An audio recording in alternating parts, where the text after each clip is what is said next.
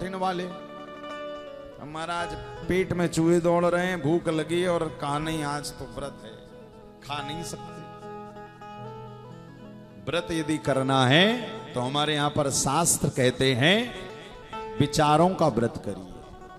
भोजन का तो करिए, ठीक बात है, किंतु विचारों का व्रत पहले करिए। विचारों का व्रत मतलब कि आपके अंतःचित्त में ऐसा कोई विचार ही ना आ पाए जिसके कारण आपकी पाप की प्रवृत्ति बढ़ जाए। और विचारों का व्रत, आप सोचो कि हम घर बैठकर विचारों का व्रत ले लें कि बुरे विचार ना है, संभव नहीं है। तो उसके लिए बोले विचारों का व्रत लेने के लिए पहले आपको कथा का व्रत लेना पड़ेगा। जैसे हमारे भोले बाबा ने व्रत लिया था, काशी विश्वनाथ बाबा ने व्रत लिया था कि भैया हम भी एक बार वृंदावन जाएंगे। और बाबा पहुंचे ना वृंदावन, तो जहां जहां ठाकुर जी ने वृंदावन में दर्शन दिया वहां वहां बाबा कोई ना कोई रूप में बैठे। पता है ना आपको, नंदगांव में नंदेश्वर महादेव, गोवर्धन में चकलेश्वर महादेव, मथुरा में बाबा भूतेश्वर महादेव, और भैया वृंदावन में तो बाबा ने गजब ही कर दिया।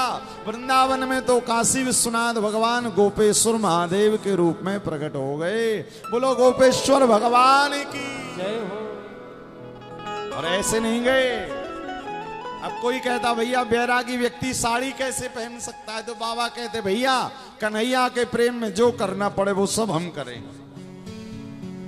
पार्वती जी जब जा रही थी तो कहा कहां जा रही, बोले सुनाई नहीं दिया क्या? बोले कन्हैया ने बांसुरी बजाई और सबका स्वागत किया था। स्वागतम वो महाभागा प्रियम किम करवाणी वहा। भगवान नंद नंदन की बांसुरी सुनकर पार्वती तैयार हो रही थी ना यहीं काशी में, तो बाबा ने कहा हम भी चलेंगे। कहा नहीं नहीं, उस रास में तो केवल गोपी जा सकती है। तो बाबा ने कहा हमें भी गोपी बना दो ना। और याद रखना भैया, हमारे भोले बाबा से बड़ी दुनिया में कोई गोपी नहीं। गोपी का मतलब साड़ी पहन लेना, लहंगा फरिया पहन लेना, नहीं नहीं नहीं। गोपी का मतलब है जो अपने समस्त इंद्रियों से कृष्ण रस का पान कर रही है, भगवान की कथा का पान कर रही, वो गोपी। जैसे हम सब यहाँ पर बैठे हैं, हमारा रोम रोम इस समय पर कथा सुन रहा है ना, तो हम 3 घंटे के लिए भगवान की गोपी हैं कोई ना कोई। गोभिया इंद्रिय पिबती थी गोपी, जो अपने समस्त इंद्रियों से भगवान की कथा रस को पिए।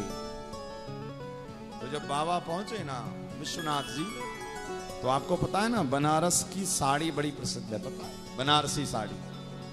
बाबा ने बढ़िया साड़ी पहनी।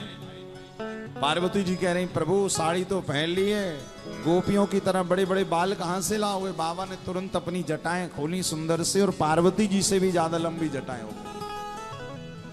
मस्तक पर चंद्रमा, गंगा मैया और शिव और पार्वती नंदी पर बैठकर पहुंच गए श्रीधाम वृंदावन। वृंदावन में एक स्थान है जाको नाम मान सरोवर। उस मान सरोवर में बाबा ने स्नान किया, फिर अपने बैल को बांधा बाहर, निधिवन राज में बैल को बांधा और धर्म की साक्षी में रास किया बाबा ने। जब अंदर गए ना तो बाबा ने कहा कन्हैया पहचान ना लाएं, ठाकुर जी पहचान ले कोई बात नहीं, किंतु बाकी लोग क्या कहेंगे बताओ, ये विश्वनाथ स्वयं आज साड़ी पहनकर वृंदावन में पड़े।